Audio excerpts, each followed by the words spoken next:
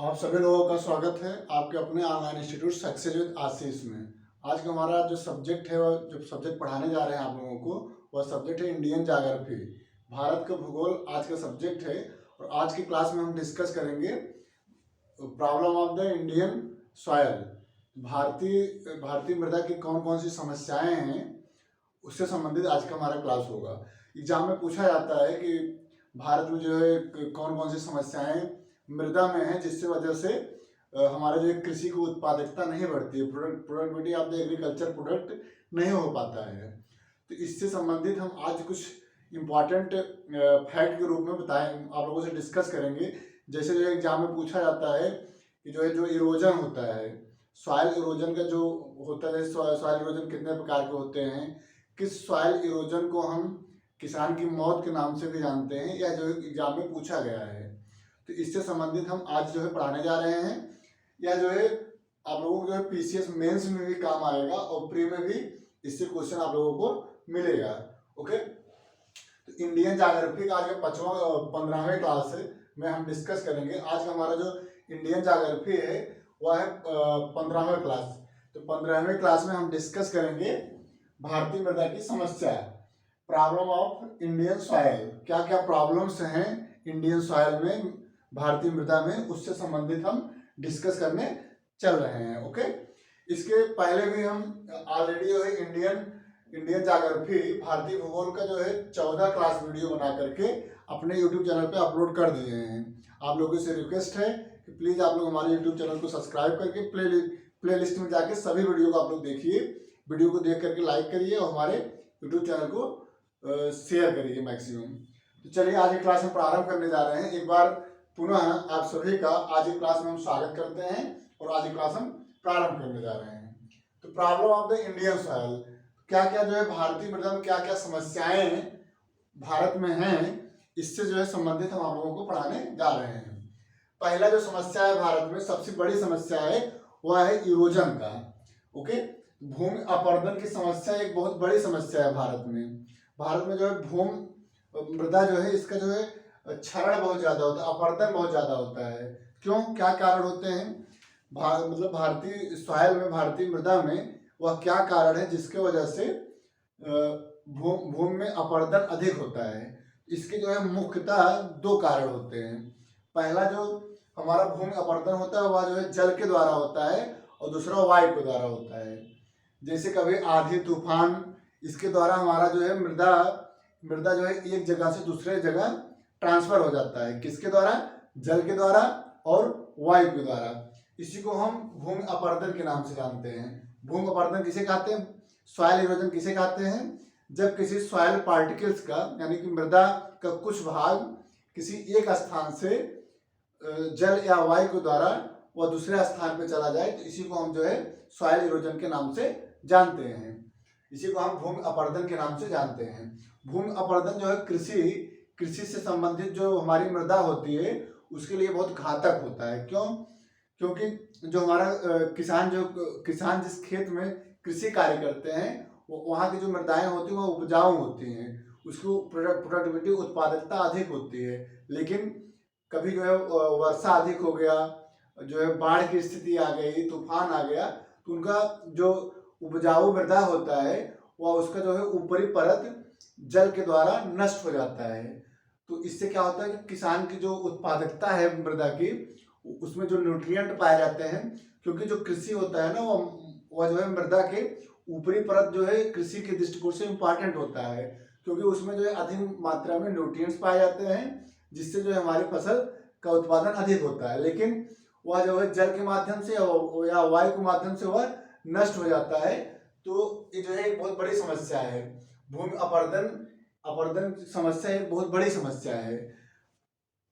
Okay, इसको सुधारने के लिए क्या क्या उपाय किए जा सकते हैं? इसको सुधारने के लिए जैसे हम अपने जो है खेत को जो है चारों तरफ से एक ऊंची जो है इसको एक बाउंड्री बना दें, मेड़ बांध दें, मेड़ के द्वारा यानी मेड़बंदी किया जाए, तो इससे जो है क्या होगा कि हमारा जो सॉइल है वह जो है एक स्थान से दूसरे स्थान जल के माध्यम से या वायु के माध्यम से नहीं जा पाएगा। ओके, और जो है जल निकासी को उचित व्यवस्था किया जाए। ये सब तमाम जो है उपाय हैं जिसके द्वारा हम भूमि अपरदन की समस्या से बच सकते हैं। अब हम देखेंगे कि भूमि अपरदन जो है यह जल के द्वारा कितने कितने टाइप का होता है, क्योंकि यह सीक्वेंस पूछा जाता है एग्जाम में कि जो है स्प्लैश इरोजन, सीड इरोजन, रिल इरोजन, गुल्ली इरोजन और स्लिप इरोजन, इनका सीक्वेंस पूछा जाता है कि सबसे पहले जो सॉइल का इरोजन होता है, यानी जो भूमि अपरदन होता है, वह पहले अपरदन कौन होता है, सेकंड नंबर पे कौन होता है, थर्ड नंबर पे कौन होता है, फोर्थ नंबर पे कौन होता है। इस सीक्वेंस जो है पीसीएस में भी पूछा गया है और आईएएस में भी पूछा गया है। ओके, तो चलिए देखते हैं कि कौन कौन कितने कितने जो है प्रकार, कौन से टाइप है, कौन से प्रकार है जो जल के द्वारा भूमि का अपरदन किया जाता है, यानी सॉइल इरोजन किया जाता है। पहला हमारा है अपस्फुरण, ठीक है, अपस्फुरण जिसे हम इंग्लिश में कहते हैं स्प्लैश इरोजन। दूसरा है परत क्षरण अपरदन जिसे हम सीड इरोजन के नाम से भी जानते हैं। तीसरा है क्षुद्र सरिता क्षरण जिसे हम रिल इरोजन के नाम से जानते हैं, क्षुद्र सरिता क्षरण जिसे हम रिल इरोजन के नाम से जानते हैं। और चौथा है हमारा अवनालिका अपरदन जिसे हम गुल्ली इरोजन के नाम से भी जानते हैं। भूस्खलन जिसे हम स्लिप इरोजन के नाम से जानते हैं। तो ये जो है पूरा सीक्वेंस आप लोग अपने कॉपी में एज इट इज नोट कर लीजिए, क्योंकि ये सीक्वेंस पूछा जाता है कि यदि मृदा का जो क्षरण होता है, जो अपरदन होता है, वह सबसे पहले कौन होता है। तो सबसे पहले जो है अपस्फुरण यानी स्प्लैश इरोजन, उसके बाद जो है परत क्षरण स्लिप इरोजन, तीसरे नंबर पे शुद्ध सरिता क्षरण रिल इरोजन, और चौथे नंबर पे अवनालिका क्षरण गुल्ली इरोजन होता है। ओके, तो जो है स्प्लैश इरोजन क्या होता है, अस्फुरण इरोजन, जब हमारे जो है खेत में जब पानी वर्षा के द्वारा पानी जो है मतलब वर्षा होता है खेत में, तो जो मतलब बहुत छोटे छोटे जो है पार्टिकल्स उस जल के माध्यम से एक जगह से दूसरे जगह जो है चले जाते हैं, इसी को हम अस्फुरण जो है स्प्लैश इरोजन कहते हैं।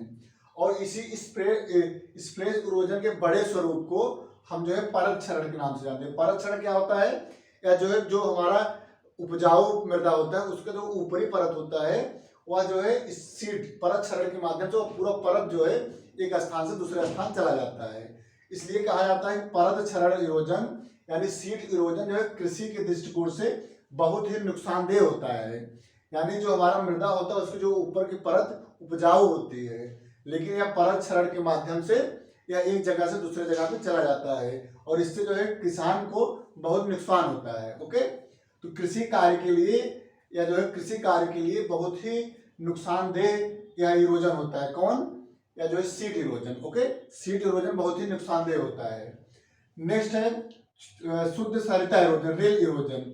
तो परत इरोजन जब धीरे धीरे जो है उस जगह यानी जो मृदा है उस पर जो है एक जो है स्वरूप, एक जो है उसका जो स्वरूप जो है बनने लगे, यानी कि रिल के आकार के एक स्वरूप का निर्माण हो जाए, तो उसी को हम जो है शुद्ध सरिता के नाम से जानते हैं। जैसे परत क्षरण है, परत क्षरण का जब इसका जो स्वरूप थोड़ा बढ़ जाए इरोजन का, तो उसी को हम जो है रिल इरोजन के नाम से जानते हैं।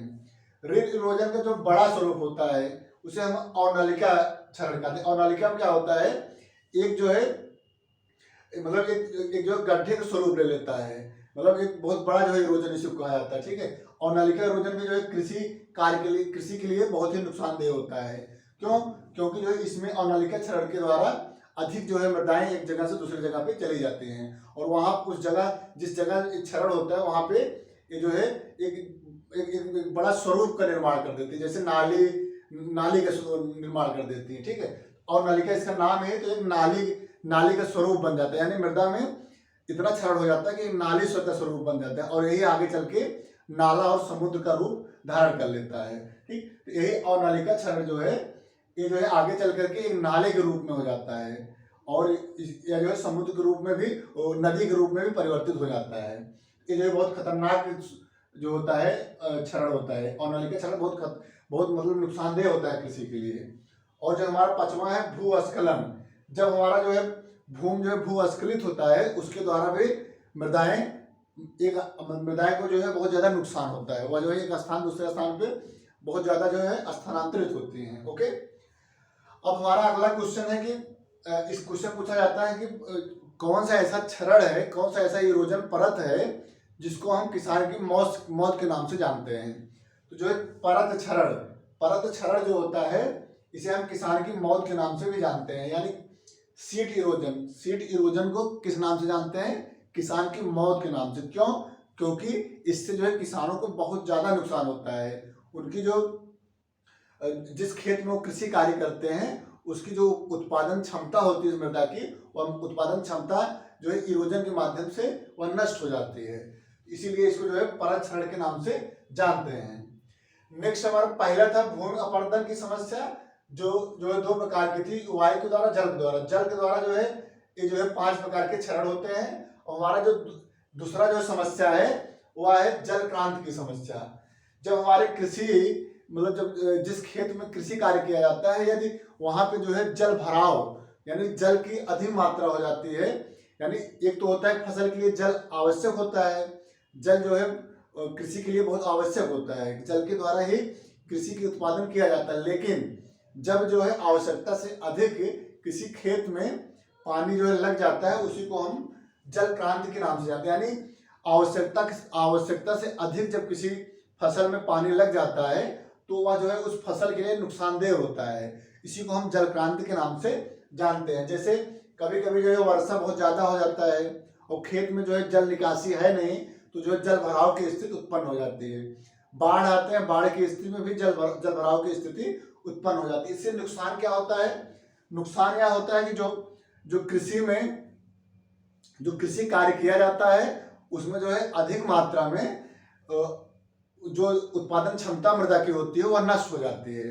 जिस खेत में किसान के द्वारा कृषि कार्य अधिक मात्रा में किया जाता है, इस जल क्रांति की स्थिति में उस खेत में जहां पर फसलें उत्पादन किसान करते हैं, फसल उत्पादन करते हैं, उसकी उत्पादक क्षमता जल क्रांति के माध्यम से समाप्त हो जाती है। तो इसी को हम जल क्रांति के नाम से जानते हैं। इसका जो है इस समस्या के समाधान के लिए जल निकासी एक उचित जो है समाधान हो सकता है। ओके, नेक्स्ट है हमारा क्षारीय भूमि की समस्या।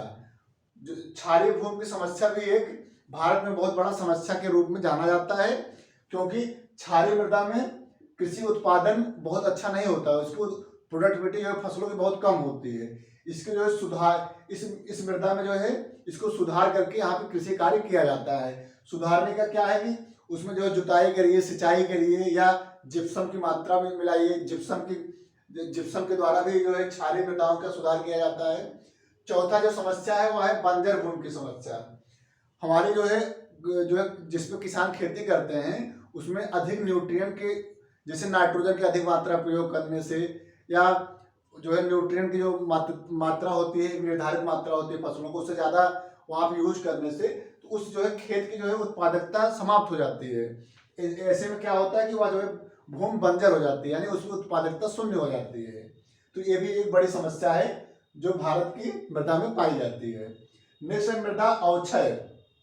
मृदा अवक्षय वह प्रक्रिया है जिसके माध्यम से मृदा की उत्पादकता क्षमता जो है कम हो जाती है, यानी प्रोडक्टिविटी जो है समाप्त हो जाती है। कैसे?